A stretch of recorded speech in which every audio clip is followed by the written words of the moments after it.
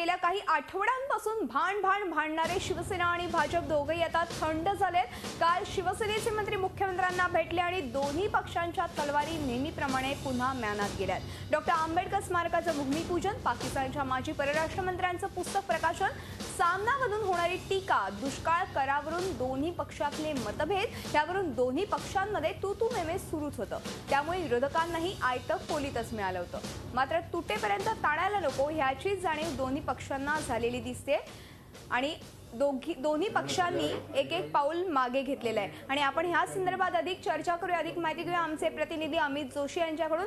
अमित, अखेर भाजप आणि शिवसेनेमधल्या जो दुरावा होता तो कुठेतरी निवळल्याचंच पाहायला मिळतंय। दोन्ही पक्षांनी एक पाऊल मागे घेतलेलं आहे, काय सांगाल?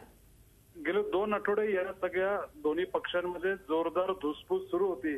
दुष्काळावर कर लावल्या पासून अनेक मुद्दे हे सेना भाजपमध्ये वादाचे ठरले होते आणि हे वाद आता राष्ट्रीय स्तरापर्यंत पोहोचले होते। त्याच्यामध्ये नरेंद्र मोदी यांना सुद्धा आणण्यात आलं होतं आणि एकंदरीतच यामुळे भाजप पक्षामध्ये अस्वस्थता पसरली होती। भले भाजपने शिवसेनेवर या वादामध्ये अनेकदा आधी मुख्यमंत्री असतील आणि सेनेचे प्रमुख मंत्री असतील, कॅबिनेट मंत्री असतील, त्यांच्यामध्ये बैठक झाली आणि आता हा वाद फार पुढे ताणायचा नाही, कुठली वक्तव्य करायची नाहीत अशा प्रकारचं दोघांमध्ये ठरण्यात आलं। आणि म्हणूनच आजच्या भाजपची जी महत्वपूर्ण बैठक होती ज्याच्यामध्ये मंत्री, खासदार, आमदार, पदाधिकारी उपस्थित होते, तिथे शिवसेनेसंदर्भात शिवसेनेविरोधात आवाज उचलला जाण्याची शक्यता होती। पण अमित, कुठेतरी हायकमांडचं कुठेतरी हे आहे का ह्याच्यावरती?